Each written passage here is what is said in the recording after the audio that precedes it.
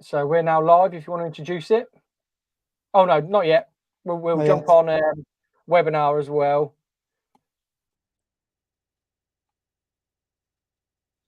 And that is 13 seconds away.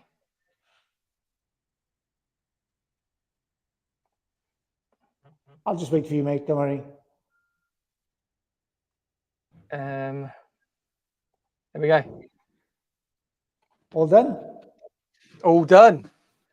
Good evening. Hiya, Paul. How are you doing? I'm good, mate. Are you? Very good. Well, I just want to say welcome to everybody who's going to join us this evening for the first Colour Cut Content evening. Yes. Paul, what is Colour Cut Content? Well, it's not that. It's colour content, but the same thing. Yeah, same thing. Colour content. So colour content is a brainchild of mine and Ian's, where we came up with a concept of being able to help stylists, whether they're young or more experienced, with an online academy like no other. So there's all these online academies that are flying about at the minute, but there's a lot of them out there don't do what we do. That's right, Ian, isn't it? What would you say we do? So for me, like I obviously I specialize in cutting. I do a bit of coloring in the salon too. But my major is cut. Yours is both, really, isn't it? I would say. Yeah. But you have a real emphasis on color, right? Emphasis on color, yeah.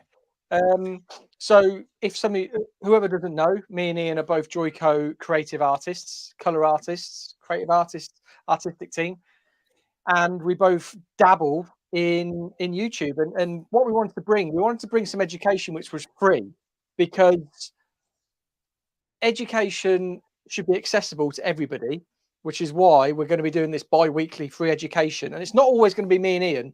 There'll be other people coming on it to do their own thing, to introduce them as sort of like artists and that sort of thing. But we wanted to basically give away free education in a way that we can sort of converse with all you guys that are watching, but bring you sort of like bang on trend, colors, cuts, styling, and all that sort of thing. So tonight I'm going to be working on this lovely mannequin, and I'm going to be doing a fake full head of foils, and it's all to do with positioning.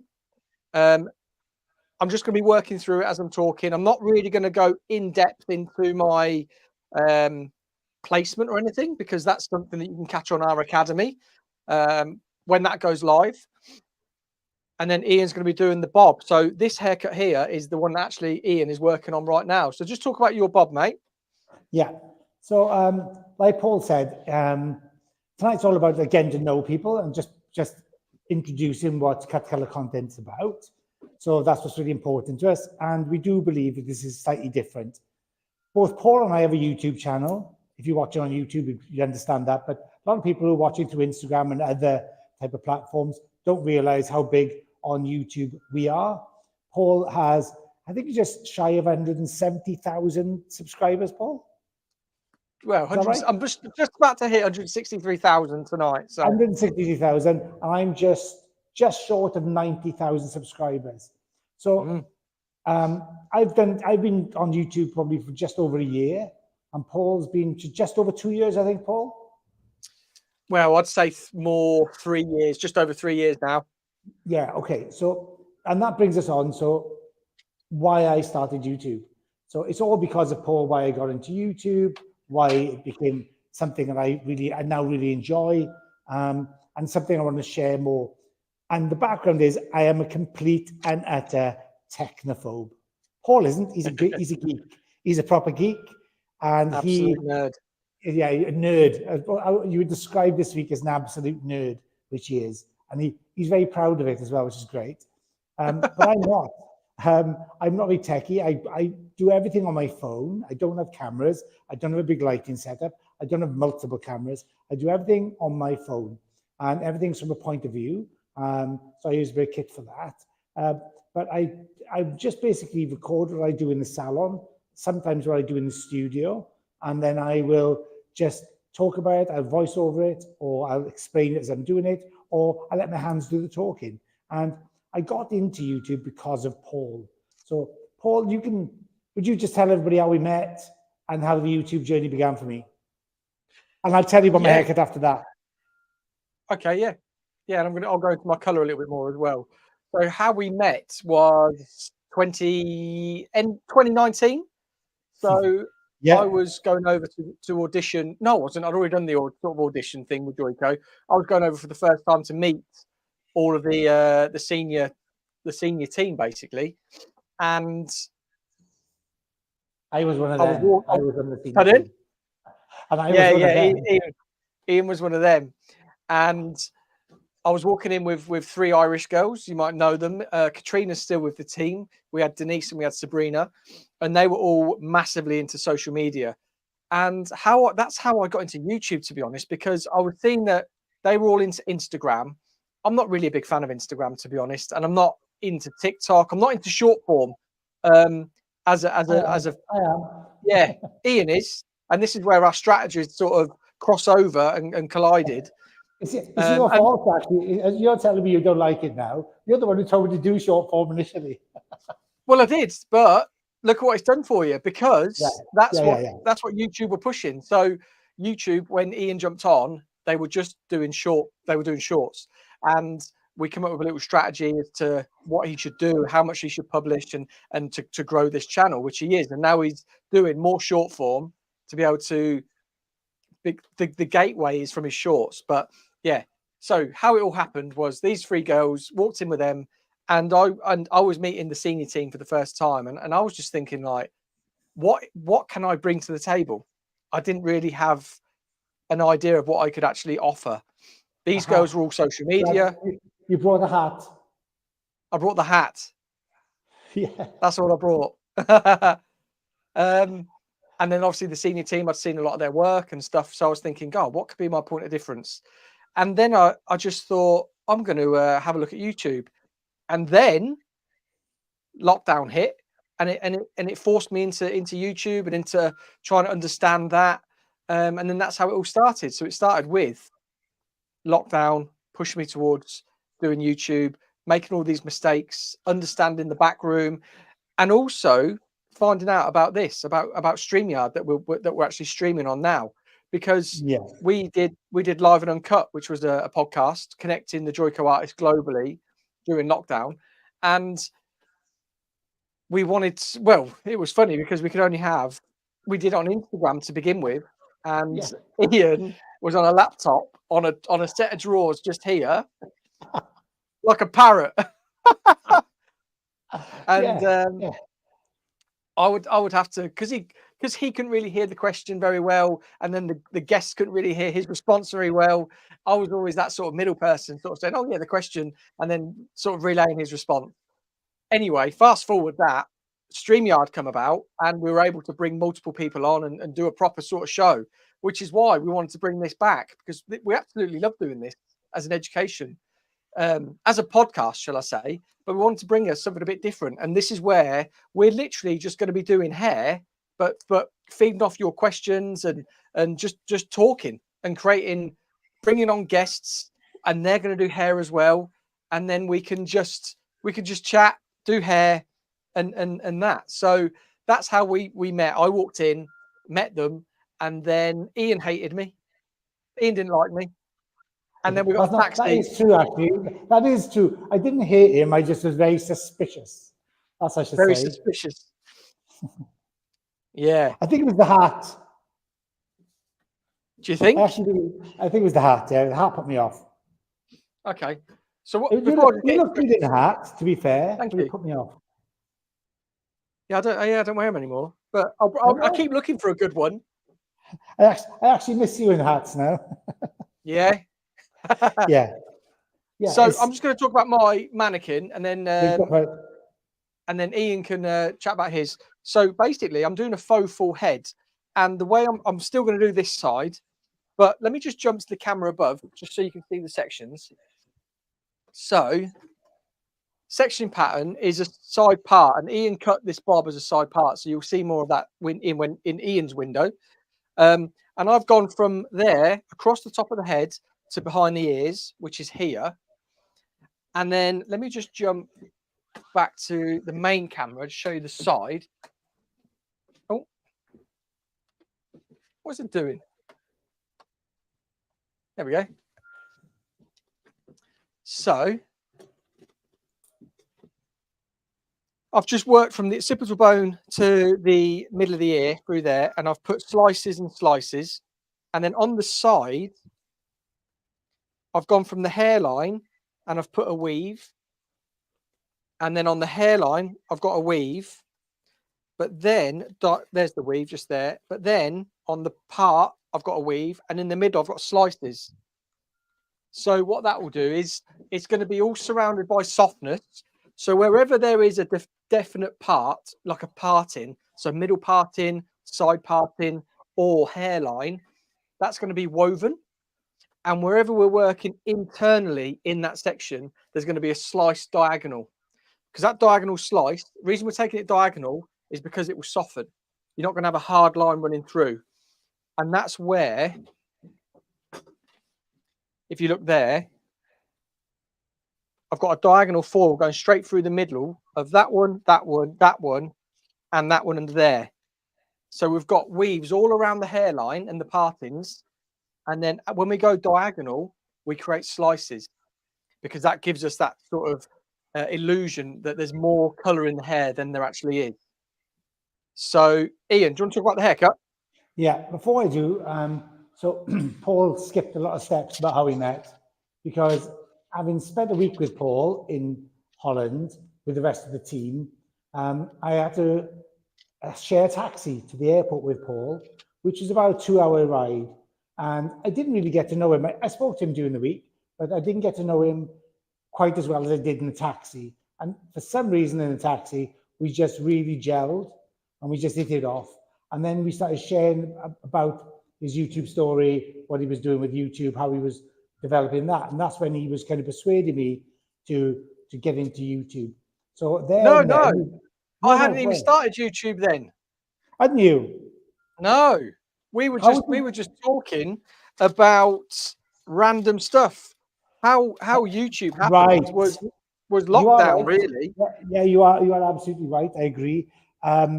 Yes, it was the taxi ride for the YouTube was later on, but we started talking about random stuff, and then I realized we had a lot of things in common.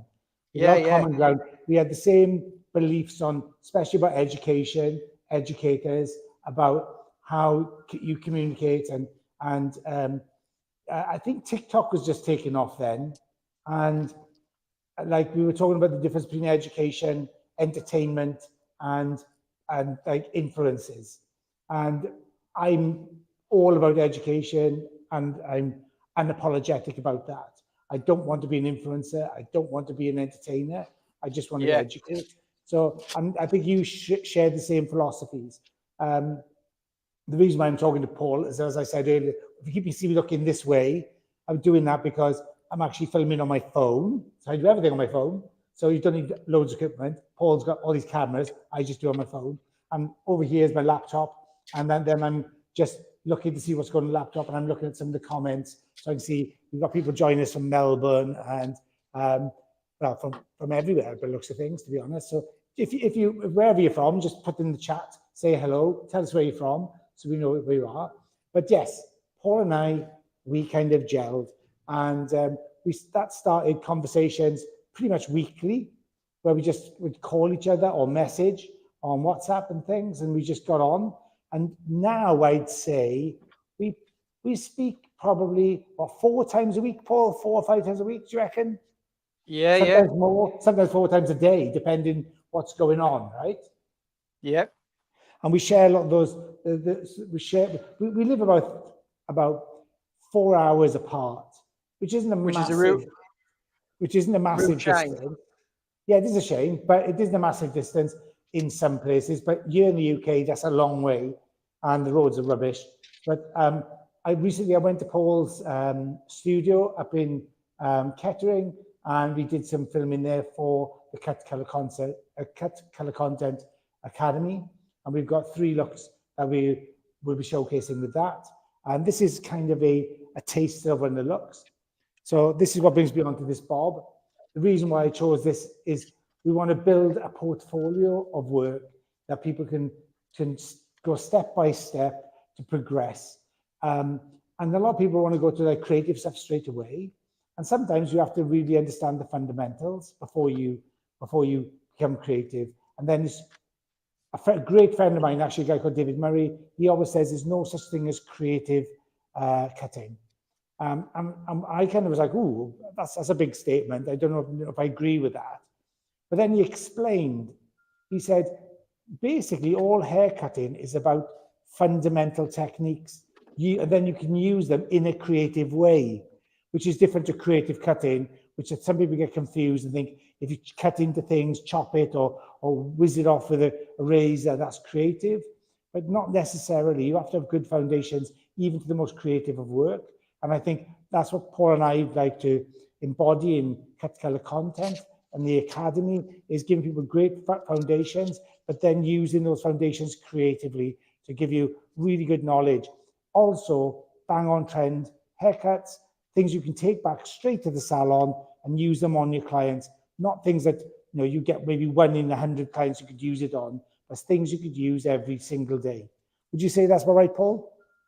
I do, yeah. I think that's exactly what we want to do. And I mean, in the chat box, in the comments, if we've got any salon owners here or anything like that, I'd love to know, how are you getting on with apprentices? How are you getting on with apprentices for training and everything in between?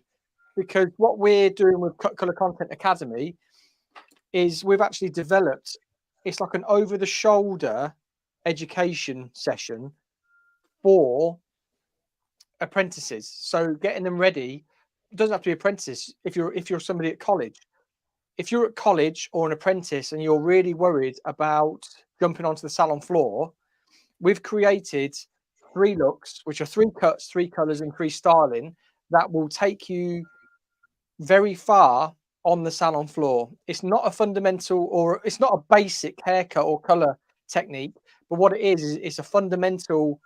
No, they're very commercial. They're usable. Very commercial, but a fundamental mythology that is just brought bang up to date for what your clients are going to be asking. Because one of the things that I really find a lot with new hairdressers jumping on the salon floor is you've got clients who are more savvy than ever, and they're coming in with these words like wolf cut, butterfly cut, mixie, Bixie, and everything.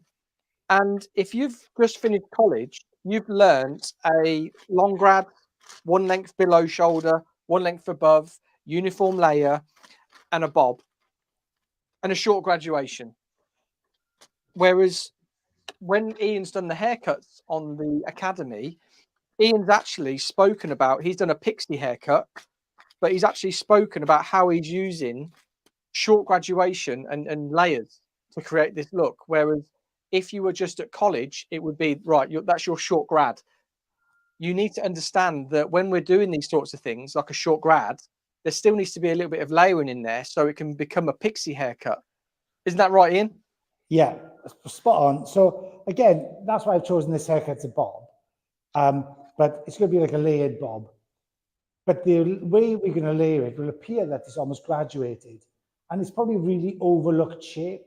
But it gives the hair real bevel, gives it depth.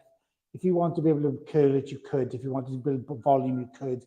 Rather than just having a bob and then doing a graduated bob, this is like a layered bob, but the layer that we use is going to make it look quite a graduated shape and just give it a real nice roundness. And it's this really super simple technique. That's all I'm doing now is cutting like my line in. I'm doing it really quickly because I know we have limited time. And I'm just cutting a basic bob A-line shape. So it's slightly longer towards the front. So it's moving towards the front section. I'm just going to get my line in. And then when I get the layers, I'll probably talk to you more about the layers because I'm pretty sure most people know how to cut an A-line bob. So I'm going to bore you with that. I know Paul has a lot to say about his color technique. One of the things I love about the things that Paul does is he's always pushing a boundary, and like now using like a faux technique, which I wasn't really sure what faux meant. And then he explained it's kind of like a pretend or a false thing that gives an impression of. He described by people wearing faux fur, which is fur but not real. So I was like, oh, cool. So I get it. I get what he was. And actually, when we did this together at Paul's studio, it's something I brought straight back to the salon. And I learned it at the studio. It was something I'd now use weekly, if not daily. It's a great technique. It's really fast, and it really works so well. So you can talk a bit more about that then, Paul. Okay, cool. So with a faux full head, the reason I want to bring a faux full head, there's so much about balayage and everything at the minute, freehand painting, that I love foiling. I love weaving, and I find it very therapeutic. And it's still a great way and to create blondes, no matter what weave we do. And one of the biggest things with foiling is time, how long it takes. And when they come from college or the salon floor, or if you've got a busy sort of Saturday afternoon in the salon where it's like, I need something that a little bit quicker, or I need a placement to be able to make it look as if it's a full head. I'm not trying to say we're going to dupe a client out of anything, but if a client comes in and they're in for, say, a partial T-section of foils, and they say, oh, I want a bit more coverage than that today, but you've literally only got enough time for your partials, this is a great way. So there's like, through these little sections, there's 4 foils. So you can see there's, this one's at the back here, but there's 1, 2, 3. And then when we come here, we've got a weave, weave, weave, because it's on the hairline. And then we go diagonal, straight through the middle. And then we're just going to clip that bit out the way. And it gives me a diagonal section. And what diagonal sections do is they soften. Same as layering hair. Whenever we take hair up and elevate, create softness. When we, in color, when we use diagonal lines, we can create softness in the hair. So I'm going to use a slice. And a slice shouldn't be really thick. It should still be, it's a bit like a baby light, but there's just a lot more, there's more condensed hair in there because it's not woven. And what we do, between all those foils, which are woven, we just put a slice. And this gives us the illusion that we've actually done more colouring than we have. And if the client is wanting that little bit more coverage, this is just a great way to be able to incorporate more coverage, so it looks like a bit more like a full head, because I'll show you once I've put all the foils in how they're all situated. Because like Ian said, when I did this for another education session, we actually rinsed it, we dried it, and it actually looks like the head, we've done a full head of foils because of the amount of blonde in there and the amount of coverage. So yeah, it's something that, you know, like I said earlier, that I don't color a great deal in the salon. And so I tend to be a bit slower. So, and very often I want to get the most effective color in the most efficient time. And this is not something I use for that reason only. It's been brilliant for me, this, with my clients. And, you know, it's clever, it's smart, it's efficient. It's got a lot of things that I think, you know, they take away the time-consuming nature of some color. And a bit like Paul, I do most of my color in foils. I do very little freehand. It's just where my comfort zone is, really. I'm amazed by freehand colorists, but I still think that foils have such a huge effect, and they're so great to use, and sometimes they're a bit neglected, Paul, would you say? well, yeah, I think the biggest thing for foils is, and what you'll find is, even when people are claiming they're doing freehand, there's an aspect of foil, because that's the only way you're really going to get the lift. When clients are wanting that really high level lift blondes, you're not going to achieve it really with a freehand technique, because 1, you're surface painting, and 2, you're not really getting the color saturated all the way through unless you're using a board. But then again, you couldn't just be using a normal bleach or lightener, because if you're not using a clay base, and if you're working on a darker level, shall we say, you're not going to get that color to get the lift.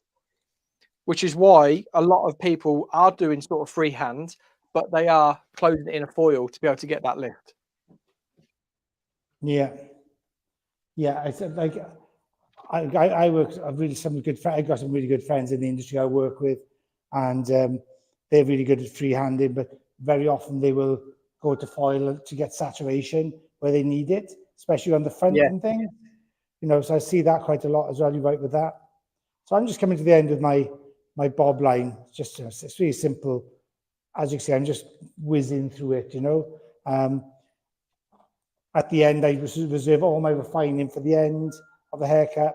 As you know, Paul, I probably spend as much time on my refining as I do on the actual haircut. So that's one and that is one thing that's neglected, wouldn't you say? Oh, hugely. I mean, there's so many different things, like, I think that are lost almost. I think people sometimes would like spend more time on a blow dry than they will on the finish of a haircut. And, you know, I love the finishing aspect. I love the kind of, that's my favorite. I think that's where I get, do you know, my channel is called The Mindful Hairdresser.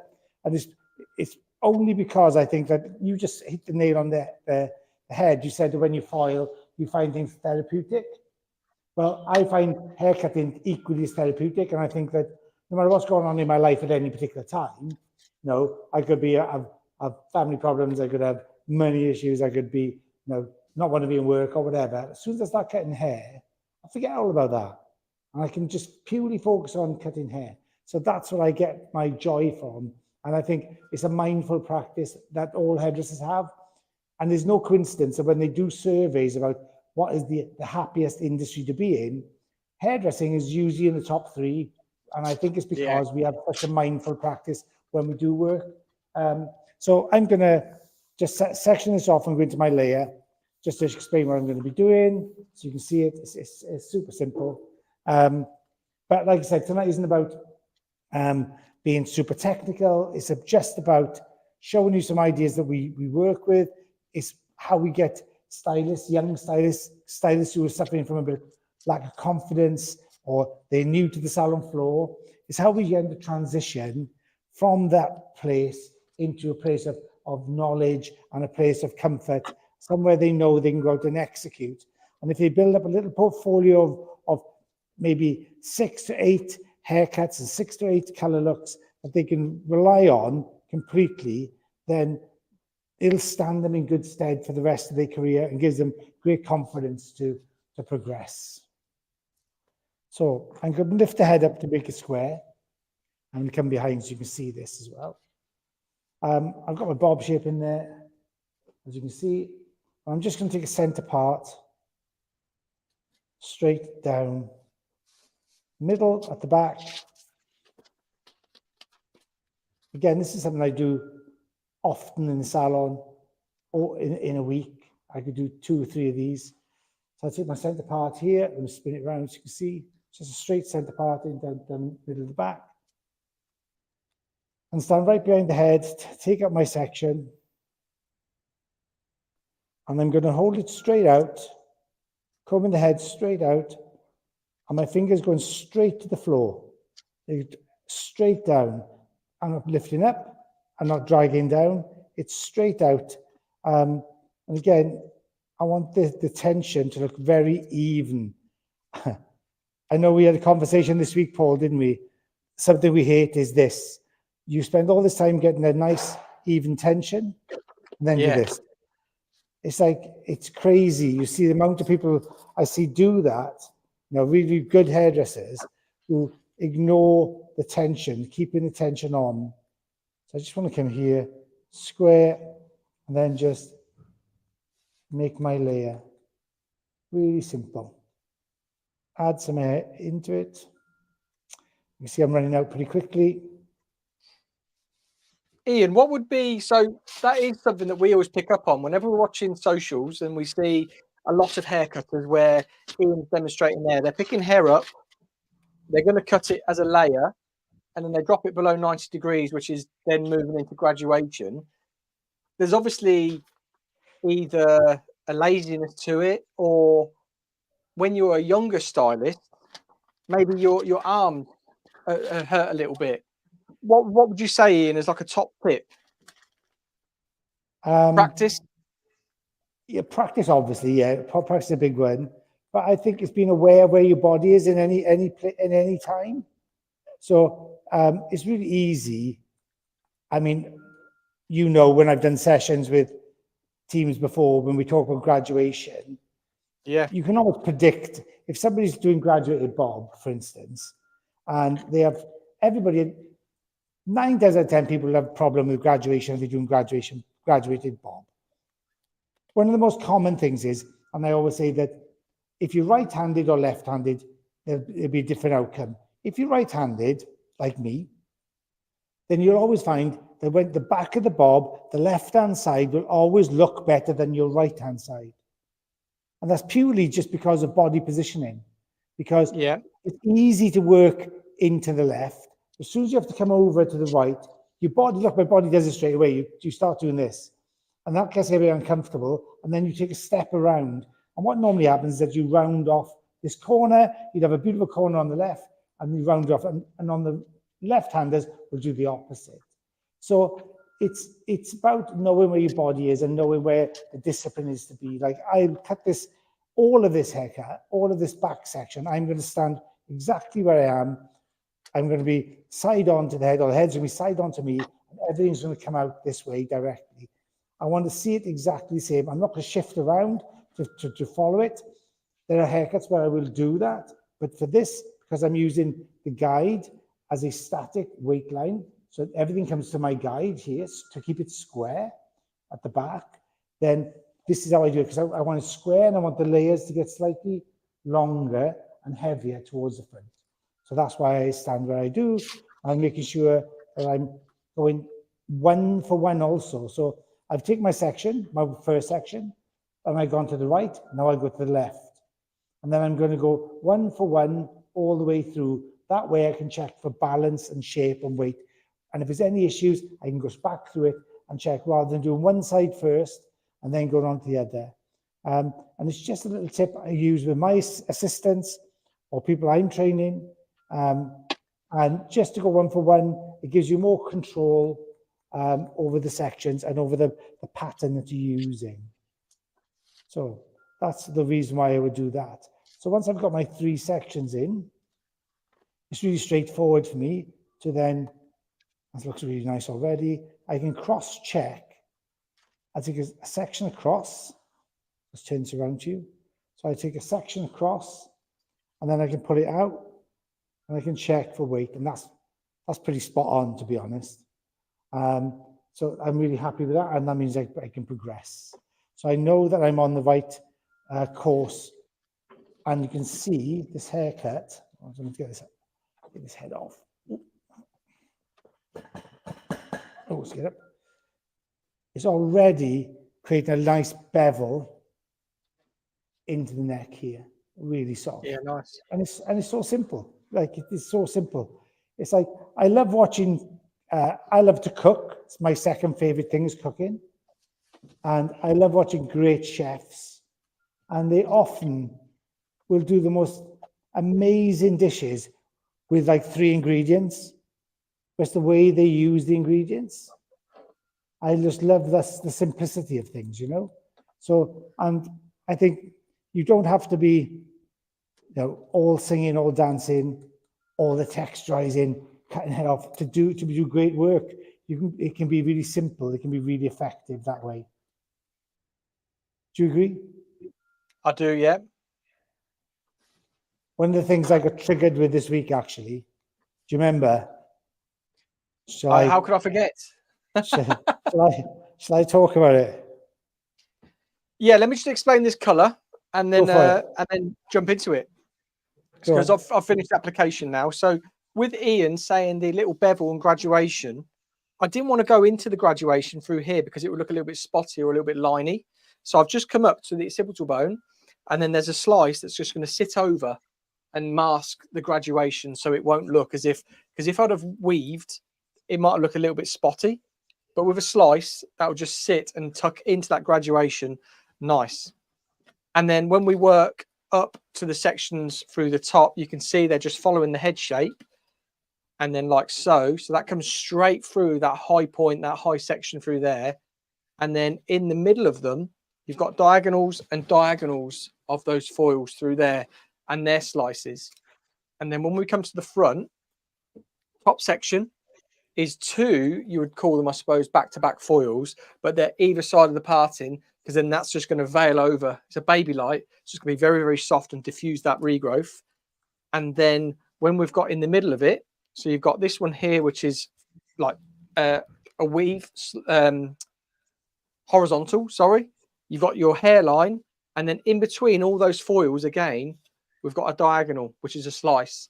And the slices are really important because they're the things that give you the mass coverage of color.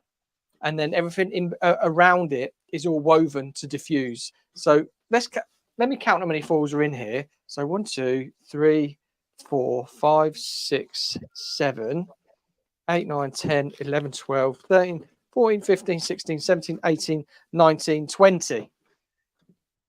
Awesome. So there's 20 foils in there to make it look like a full head. So it's a faux full head. But yeah, the story Ian wants to delve into, it's just, this is the thing that we just want to help people understand that. I'll give a bit of a scenario and then Ian will tell you the story. So if you had a plumber come round your house and he literally brought one spanner and was like, well, I can do everything with this. It's like, yeah, but it's not the same, mate. It's not the same. Well, I can do the same. I can do everything with this. You just can't. So you need multiple tools. It's like colouring. If I just had a pintail comb and nothing else, I wouldn't be able to do what I'm doing. So you need multiple tools to be able to achieve the looks that we're doing. And for anybody who's preaching that you just need one tool to create a look is ridiculous. But yeah, Ian, tell us the story, mate. Right. Thanks. Same thanks to my computer, not thanks to the screen. That's how unfamiliar I am at the moment. Yeah.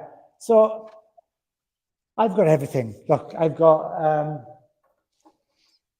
a razor, I've got thinning shears, I've got little scissors, I've got long scissors. I use everything. I use them when they're appropriate. So I use the right tools at the right time. And I use them using my experience. That's why I choose to do the things I do, okay? I was listening to a podcast this week. It was live. It was really good. It's a really well-known podcast. And they had a guest on it. And they were talking about haircutting and so on. And the host actually mentioned about thinning shears and said, oh, do you use thinning scissors? And the guest actually said, oh, don't swear at me. And I was like, oh, hang on. And then she went on to say that the use of thinning shears was either hiding a bad haircut or they were for somebody who don't know what they're doing, and was really disparaging of people who use thinning shears. And that really triggered me because I use thinning shears. And I thought, I'm going to comment on this, but I thought, oh, no, I'm not. But then I said, no, I'm going to stick with what's authentically myself, and I'm going to comment on it. So I did. And I just said that, I think it's very blinkered, and you're limiting your creativity by only sticking with one pair of shears when other things are there, like a razor or a thinning shear or something. They'll do the job in a different way and give you a different result, provided you're doing it deliberately, thoughtfully, with knowledge about what the results are going to be. And I think I was the first person to comment on it and so say, I don't agree with that, because she's quite a well-known person. But then came the cavalry, some really, really big names in British hairdressing also came in and so said the same thing. And they were, just really annoyed that somebody would be so demeaning of other hairdressers because they may use thinning shears. I don't know if anybody saw that, but it was something that really triggered me. I use them all the time, and I use them appropriately. I could do this haircut with the thinning shears, and I know I'd get great results. It wouldn't be quite as effective as I'm doing right now for the result I want, but I could certainly do the similar haircut, same technique, same sectioning pattern, and get a very similar result. It just works slightly differently. If I wanted that softness, if I wanted that that floatiness, I would use my thinner shears, and I would use them sometimes in refining. So there's a place for everything. And my razor, I use my razor all of the time. So to say that we are limiting, then that's very, very almost blinkered vision, I think. So what was your take on that, Paul? Well, yeah, when I seen it, because when I got to the Netherlands, you said, "Oh, I've commented on it," and I was thinking, "Oh no," but I knew your thoughts and feelings on it, because it's the same with mine. I mean, I absolutely love thinning scissors. I love texturizers. I love razors, because right now in this day and age of hairdressing, one of the biggest trends is wolf cuts, and to be able to create a wolf cut, you need to be creating texture, weight, and weight removal. And yes, you could get scissors and you could be sort of taking the weight away, but it's just a different tool to be able to create a look either a bit quicker or a bit differently. So with a razor, I mean, if we've got all this weight just here and we want to take off just the surface of this hair to loosen up those ends, you could not do that really with scissors unless you got your blade and you use your blade on top of the hair to do that, to create that effect. So yeah, when I seen her saying, "Oh, don't swear at me," and saying about don't use thinning scissors and stuff, it's cheating, I just thought, God, that's old school. Yeah, I just thought it was really, I thought it was just, I don't know, rude, but I just thought it was really disrespectful to other hairdressers and really good hairdressers. And I've been in the industry like for over 4 decades, right? Yeah. I've worked with 3 big brands in my career, and I've worked with some amazing hairdressers, some truly big name hairdressers, big name artists who like are unbelievably talented, and they all at some point have used a razor shear or a thinning scissors, or they've used a razor. I mean, for instance, I think Anthony Mascolo from Tony and Guy has just brought out this new, what's it called? Is it Calligraphy cut? Yeah, and it's a razor. It's a razor. You can't call it a razor. What's that? That's their tag. That's their tagline. You can't call it a razor. Oh, okay. It's a multifaceted tool, but yeah, with a razor blade. With a razor blade, yeah. But Robert Labetta from Sebastian, when Robert Labetta was vision director Sebastian, he created one of those back in like 2003. It was called a transformer. It was a transforming tool, and had different heads you could attach to it. So this calligraphy cut is based on that, I think, because I know Anthony and Robert worked together quite a lot back in the day. Yeah. And I think the inspiration for the calligraphy cut came from this transformer, which we used to use when I was a guest artist for Sebastian. But also, it's I think it's about 1,300 quid, Paul, to buy. I know, or not £99 a month to subscribe to it. Subscribe, yeah. What we could do, we could get Kai Wilson, because he works, and we could get him on here and do a demo. Yeah, that'd be amazing. Yeah, that'd be good. Good shout, actually. That. So look, all right. If you see, I'm working just behind the ear now, and I'm just continuing my lay. I'm pulling everything back.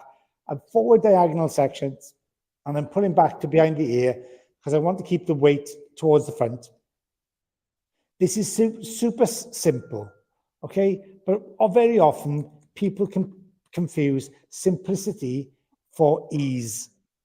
It's not easy, but you have to know what you're doing to get the result that you want. And you'll see the shape. I'll show it to you now, because I know we're just coming out of running out a bit of time. I'm coming behind the ear, directly behind, and I'll bring this down so you can see the shape as it falls. Look, this is, and like, I've been chatting and getting on with it, and This is quite a rough shape, but look at that. The body you've got on this, so I'm looking at the screens for my own reference. That's a really nice shape now. And with a bit of refining, I've got a lot of movement in there. That's a classic shape, you know. It's a classic, like graduated shape, or layered shape. It looks like graduation. How many people would spend hours graduating this shape? It doesn't need graduation. You could just do a simple layer. And it is the most simple, most effective layer. And it's seamless. There's no lines. There's no heavy weight line because it blends because it's a layer. Do you remember when we talk about cutting, there's 3 types of cutting, or three principles of cutting. The heaviest form is line, when you bring everything down and cut it. The lightest form is layer. So we're making this super light because we're layering, okay? And then everything in between is graduation, where we use graduation to build weight or remove weight.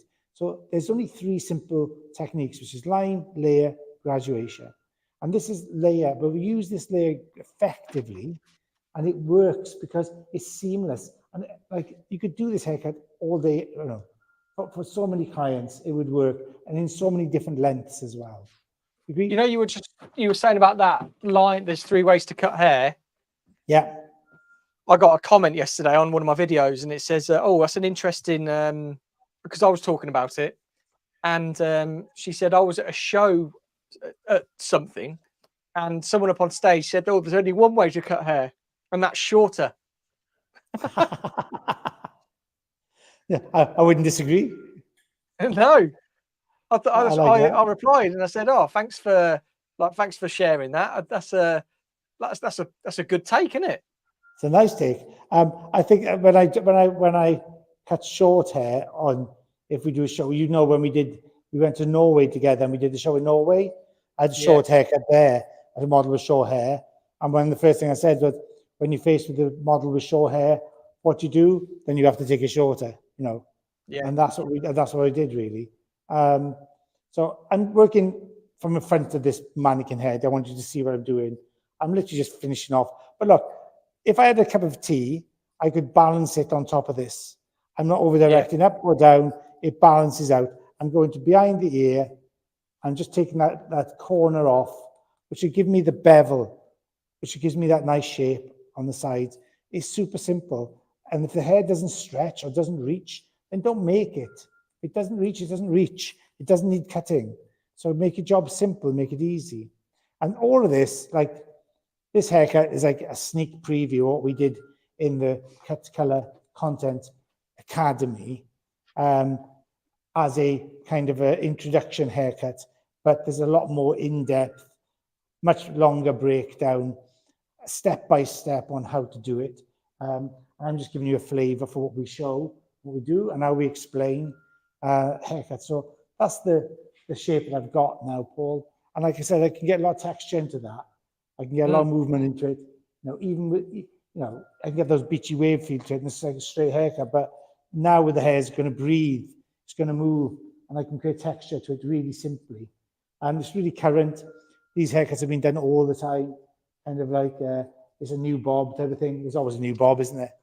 So well, there is, that gives that weight and softness, and it gives a really nice texture. And then with the color technique, it's beautiful to get that type of finish, you know. Should we just talk about why it's called Joy Connect as well? Yes, go for it. So Joy Connect, obviously Joico and Connect. We're wanting to bring in, like we did in lockdown, which was called Live and Uncut. That was just a title that we come up with because the word cut in it, and we didn't know what we were doing. So we wanted to connect with all the artists within Joico there. But Joy Connect, we want to basically bring the Joico artists on. We want to bring other people on who want to connect the way that us guys at all Joico do, like working as a family. We just want to connect as many people together and bring you as much free education as possible every other week. So I know that Jill Berry has already expressed an interest in coming on as well. So Jill is a cutter for Joico, so no doubt she'll do a haircut as well. I know my salon manager Stacey. She said the queen of styling, Jill. queen of styling. Yeah, she'll do maybe a short haircut and maybe some like have it dry where she can show you some styling techniques and mixtures and cocktails together. Like I was just saying, like my salon manager Stacey, Ian's met her multiple. She's just completed the Joico Color Excellence, and she would love to come on here and do color, talk about her experience from learning from it as well. So yeah, but also it's like it's going to be like a bit more. We'll want to talk about how you create content as well, and like I said, there's so many different ways of doing it. Like Paul's taking it to the next level because he's a nerdy geek, and he has like overhead cameras. He has everything, and I'm literally doing everything on my phone. And there's no right way or wrong way. It just suits me that way. It's simple. I've got great editing tools which I use on my phone. I've got great access to music libraries which I got on my phone, and everything's in the palm of my hand. So if I'm doing a school run, or I'm waiting outside school, or if I'm taking my wife somewhere or whatever, I can just, I'm waiting in the car for 10 or 15 minutes, I can create a short, or I can create something to go on YouTube or even on Instagram. And it takes me a few minutes just to put up. And it's fun while I do it. I'm really enjoying it. And filming the content is really simple when you've got a phone. I know Paul's, as I say, gone to the next level and is very, very professional in how he is production. But honestly, to start, you've got a phone, you've got all the stuff you need. It's just about learning to put it down and then formatting it. And again, there's some of the tips, and they're the tips we want to share as well, because we just want everybody, like YouTube for me is fantastic. And now I've become, I became monetized quite a while back, but now I have a nice little income every month. It's not massive. I'm not going to retire on it, but it certainly pays for several nights out for me and my wife and my family. And now I have a new baby. I have a new baby, which is only 2 weeks old, and his name's Evan. And so it's certainly paying for nappies. I can tell you that for nothing. So that helps a lot as well. Well, that's it. I mean, ends the bags, mate. You know. You know, it's like because your daughter Rosa, how old is she now? 5 months. 5 months. So see, whatever Paul does, I have to do as well. He does YouTube. I've had to do YouTube. You know, we do all this stuff. So when he said he was pregnant, I had to get my wife pregnant. You know, just to keep up with it. Had to. So next time we see it with babies strapped on, and we'll be doing the haircuts as babies strapped on. And we'll laugh. That'll be a funny one, actually. In a few months, or have them here. Yeah, can you imagine? So we just want to recap. So we want to use this platform and Joy Connect to bring people together from across the industry, from a lot of our Joico friends from all over the place, actually, from all over the globe. We've got links and we've got collaborations with people, but also people from outside of our Joico family. They're very welcome to come on board and just learn from them, and it's a free source of education, so that you can share other people's philosophies, get to know a little bit more about them, about their personalities, and understand why they do the things they do. And I think that's really important, understanding the mind of any creative artist. So, mate, how would you like to wind it up? Well, just saying that we're going to be back again in 2 weeks' time. There may be a new guest. Hopefully. But this is going to be. Yeah, I'm sure we will. There'll be multiple people that want to do it. So we'll get a schedule together and get everybody on board. But we just want to bring free education to everybody every other week, but also connect with people like our audiences. Like this has gone on to Ian's channel. It's gone on to my channel as well.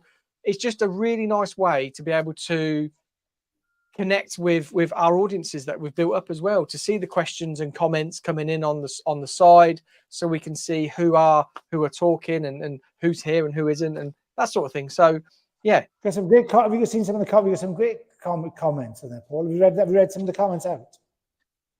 I have, yeah. So we got the Cherry from Greater London. That's really cool. So we got something there. That's amazing. I've already mentioned Poppet from Melbourne.